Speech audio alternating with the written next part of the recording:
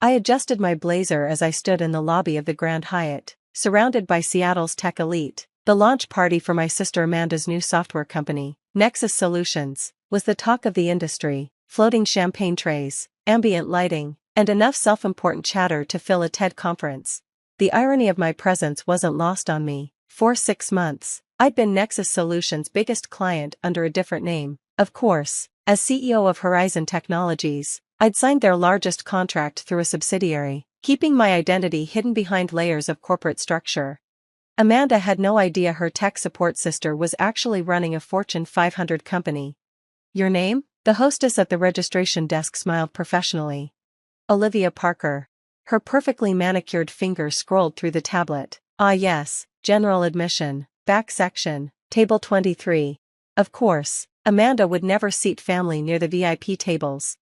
I made my way through the crowd, nodding at familiar faces who had no idea who I really was. In this room, I was just Amanda Parker's plain older sister who did something with computers. The reality? I was Olivia Parker, CEO of Horizon Technologies, one of the largest enterprise software companies on the West Coast, the same company that had recently signed a $2 million contract with Nexus Solutions through our subsidiary, Atlas Systems. A contract Amanda had been bragging about all month. I found my table in the back, as far from the stage as possible while still being in the same room. My place card was handwritten, probably by someone's assistant's assistant. The other seats held middle management types, all looking slightly uncomfortable in rented formal wear. Ladies and gentlemen, a voice boomed over the speakers. Please welcome the visionary founder and CEO of Nexus Solutions, Amanda Parker.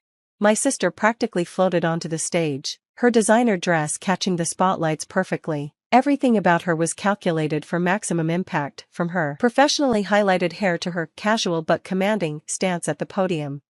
Thank you all for being here tonight, she began, her practiced smile gleaming. When I started Nexus Solutions in my garage 2 years ago, I had to hold back a snort. Her garage had been a fully funded office space backed by our parents' retirement fund, the same parents who drained their savings supporting her dreams while telling me to be practical about my career choices. And now, with the support of our incredible investors and our growing client base, including the prestigious Atlas Systems, my phone buzzed. A text from my CFO, contract review meeting tomorrow? Yes, I typed back. Need to discuss some concerns about Nexus Solutions' delivery timeline. Amanda was still talking, her voice carrying that particular tone she used when building to a spontaneous joke. And of course, success like this doesn't come without sacrifice. Just ask my family, especially my sister. Here it comes. Poor Olivia still works in tech support, she laughed, gesturing vaguely toward my table. But hey, maybe once Nexus really takes off, I can get her a real job. The crowd chuckled politely. My tablemates shifted uncomfortably, suddenly very interested in their champagne glasses. I stayed perfectly still, my face neutral. Let her have her moment. The punchline would come soon enough. After the speech, Amanda worked the room like a politician, air-kissing investors and laughing just a little too loudly at their jokes. She was approaching my table, probably for the obligatory family acknowledgement, when her COO intercepted her. Amanda, the Atlas Systems representatives are here. Her face lit up. Where? Actually, I stood slowly, straightening my blazer. I can help with that. Amanda's perfect smile flickered. Olivia, not now. I need to meet with some very important people. Yes, I smiled. You do. I pulled out my business card, not the generic one I used for family functions, but my real one, CEO, Horizon Technologies, embossed in silver on heavy stock. What is this? She frowned, taking the card automatically. Proof that your sister did a little better than tech support. I turned to her COO, John, isn't it? We spoke last week about the implementation timeline concerns. The color drained from his face. Ms. Parker, you're the CEO of Horizon Technologies, parent company of Atlas Systems, your biggest client. I smiled at Amanda, surprise. The room didn't exactly go silent, there were too many people for that, but a bubble of quiet spread around us as nearby conversations stuttered to a halt.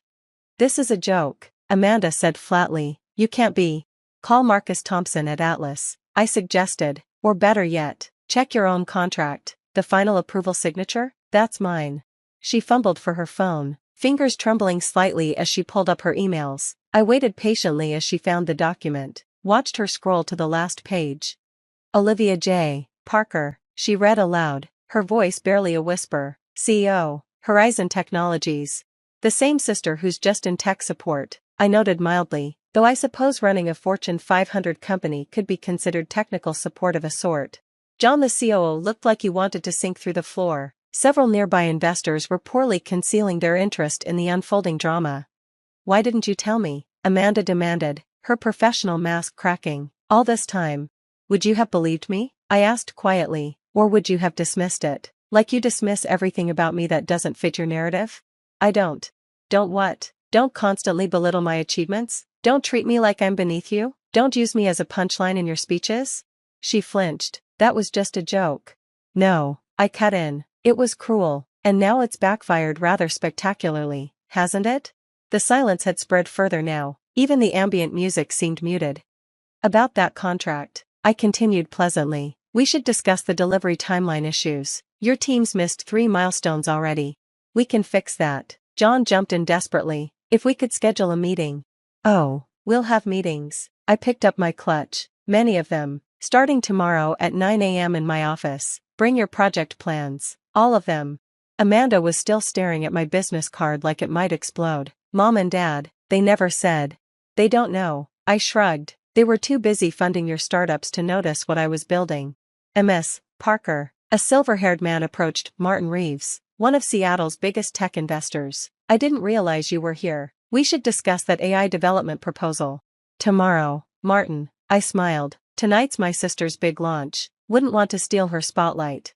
The sarcasm wasn't lost on anyone.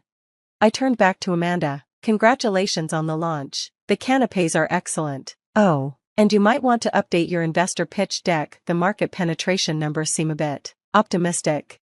I walked out before she could respond, heels clicking against the marble floor, leaving behind a wake of whispers and a sister whose perfect night had just imploded. The next morning, I arrived at my office to find it already buzzing with activity. Sarah, my assistant of 5 years, met me at the elevator. Your sister's been calling since 6 a.m., she reported, falling into step beside me. Your parents too, and Nexus Solutions' entire executive team is waiting in the conference room. How long have they been here? Since 8. They brought presentations, technical documentation, everything. I smiled slightly. Good, they're taking this seriously. There's something else. Sarah hesitated. Your sister, she's in your office. Of course she was. I found Amanda pacing by my floor-to-ceiling windows, still wearing yesterday's makeup but with different designer clothes. She spun when I entered. How long? She demanded. How long have you been running Horizon? 6 years as CEO. I founded the company 10 years ago. 10 years? She sank into one of my visitor chairs. But that's when you were supposedly working entry-level IT jobs. No, that's what you assumed I was doing because you never actually asked. I set my things down, took my seat behind the desk. You were too busy with your own startups to notice what I was building. But you never said anything. At family dinners, holidays. Would it have mattered? You were always too busy talking about your latest venture, your newest investor, your brilliant ideas. I leaned back. When was the last time you asked me about my work? Really asked, not just used it as setup for a joke. She had the grace to look ashamed. I didn't mean.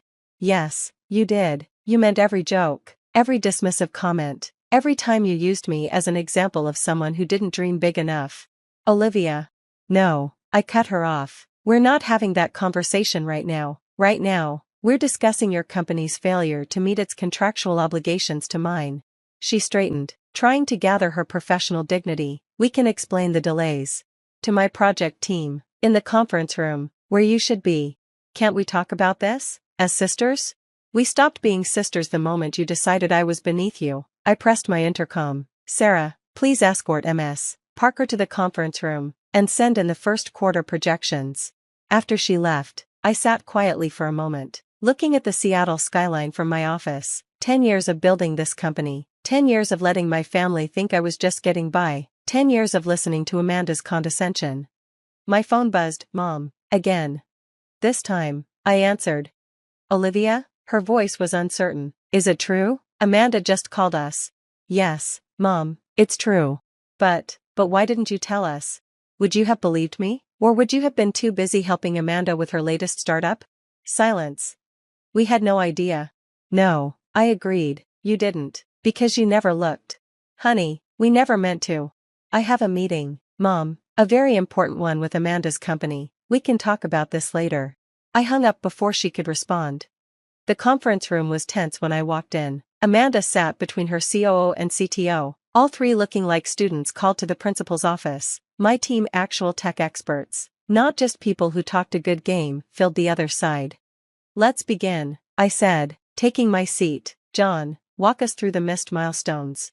The next 3 hours were brutal. Every flaw in their system, every missed deadline, every optimistic projection was laid bare. Amanda's technical team struggled to explain their decisions to people who actually understood the technology.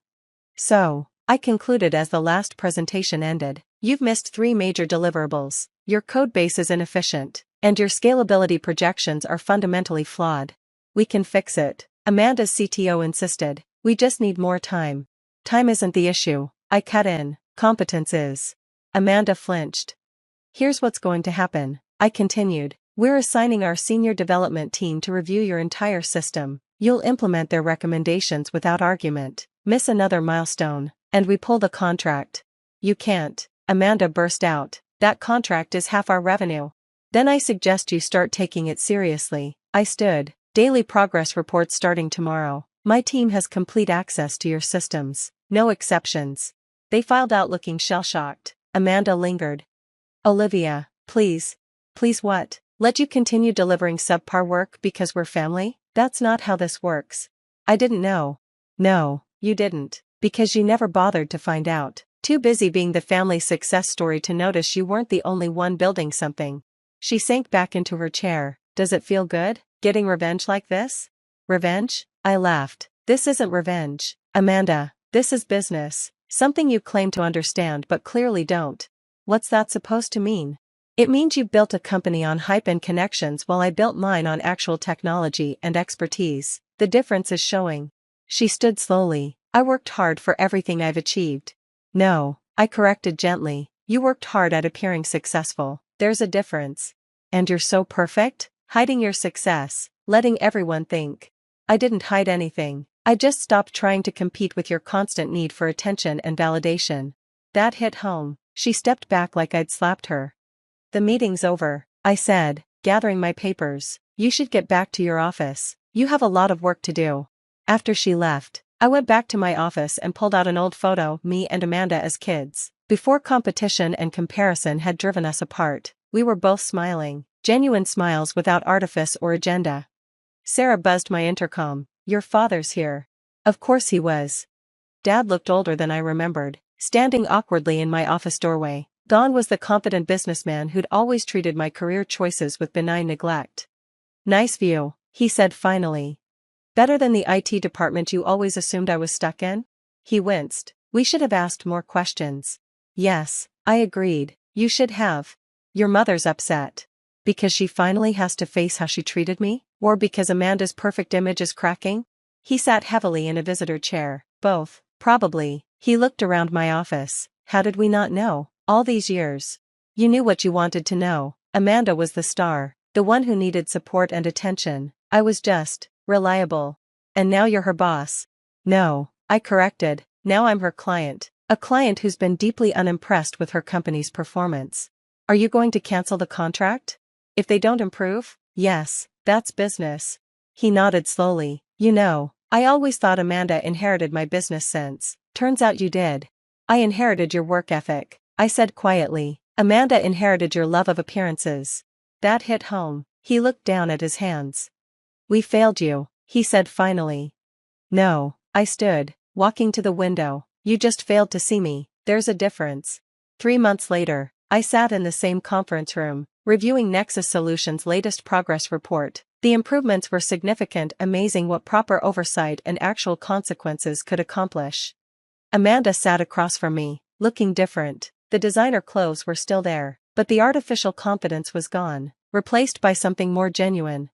The system updates are complete, she reported. All performance metrics are exceeding targets. So I see. I closed the report. Well done. She blinked, surprised by the praise. Really? I'm hard on my vendors, Amanda. Not cruel. You've done good work here. We had help, she admitted. Your team, They know things we never considered. That's what happens when you focus on substance over style. She was quiet for a moment. I'm sorry, she said finally, for everything, the jokes, the dismissal, the way I treated you. I know. How did you do it? Build all this while you were mocking me? Simple. I stopped caring what you thought and focused on what I could build. She nodded slowly. I get that now. The difference between appearing successful and being successful. Do you? Getting my ego handed to me by my tech support sister was quite the wake-up call. She smiled slightly. Mom's still processing it all. Mom's still processing that her backup daughter outperformed her star. You were never the backup, she said quietly. We just couldn't see past our own assumptions. I studied her for a moment. The old Amanda would have turned this into a performance, a dramatic scene of reconciliation. This Amanda just sat there, accepting her truth. The contract's up for renewal next month, I said finally. She straightened. I know. Submit your proposal by Friday. And Amanda? I stood. Make it real this time. No hype, no inflated projections, just honest work. I will. She gathered her things, then paused. Sunday dinner this week? Mom's cooking. Will I be the punchline of your stories again? No, she said seriously, but I might ask you for actual business advice, if that's okay. I smiled slightly. That would be okay.